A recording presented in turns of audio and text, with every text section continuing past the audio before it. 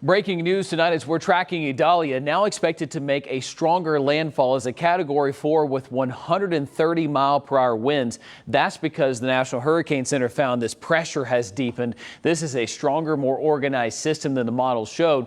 Therefore, it's stronger at landfall. It's going to be stronger when it approaches South Carolina. Now as a Category 1 hurricane all the way through Savanah and Charleston with winds up to 80 miles per hour.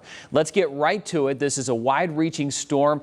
The cone I'm about to show you is going to be where the center goes, not the impacts. Look how far out those impacts are from Panama City Beach to Tampa. I mean, this is a wide-reaching storm, and it's going to have an impact for millions here. Let me show you the latest. A landfall tomorrow morning with 130-mile-per-hour winds near Horseshoe Beach. Gets very close to Tallahassee now. There was a shift to the west tonight, north and west. So Cedar Keys right here where landfall was expected. Now it's a bit farther to the west. Now down the line, it's still expected to go through Savanah and Charleston, but at this point, it means it's going to be an 80-mile-per-hour Category 1 as it approaches Savanah, Hilton Head and Charleston.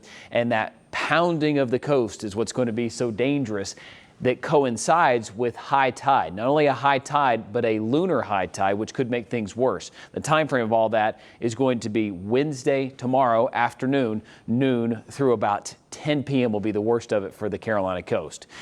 Here's a look at the storm surge. It's making landfall right here near Horseshoe Beach, just to the east of Panama City. Right here is where that storm surge is going to be the worst. And by the time it gets to our neck of the woods in the Carolina coast, from Savanah to Hilton Head, that storm surge could approach 7-8 feet in some locations. Low-lying areas of Charleston could have some significant inundation of some water here. And the reason why is the hurricane is coming like this, and it's just sending that right arm of the system basically reaching out into the Gulf, or the Atlantic in this case, and sending that water inland. Let me show you the spaghetti models. They just came in. They're stronger. They're confined right here, and good agreement in the models with it moving in those areas. Let me show you what a Category 2 looks like. You get winds blowing around. That's what it is right now. You get some tree damage. You get some storm surge. But look how this escalates and how it's expected to now be not just a Category 3, which would send a lot more storm surge, start taking those roofs and compromising those. But here's what we expect. Conditions could be similar to this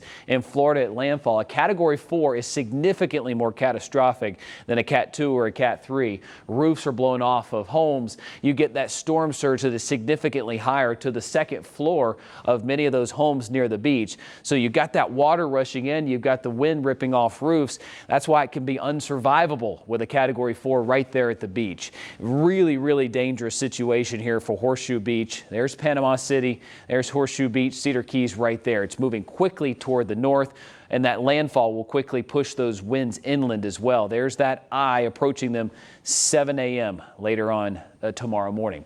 Rainfall told us once it gets here, it's going to be right there along the I-95 corridor. It could approach 8 inches in some locations, but generally speaking, it's a fast-moving storm. 2 to 5 will be the average. We do have concerns that we'll get some flooding risks in areas like Lawrence and Greenwood where you've had too much rain already today. I don't expect a terrible amount of rain here locally, but a ½ an inch to an inch certainly possible with this. New timing here would put those heavier rain bands moving into the upstate sometime around 2, 3, 4 o'clock, and it will be rainy and heavy at times through about 5, 6 o'clock. The wind gusts get up to about 35 miles per hour. So tomorrow when you wake up, it'll be mainly dry, but can't rule out a scattered downpour, a heavy rain shower. Gets up to 78 tomorrow. And then looking at the 4-day, we're tracking the tropics with windy and rainy conditions tomorrow, then clearing, turning nice Friday, Saturday going into Sunday with temperatures getting back to near 90.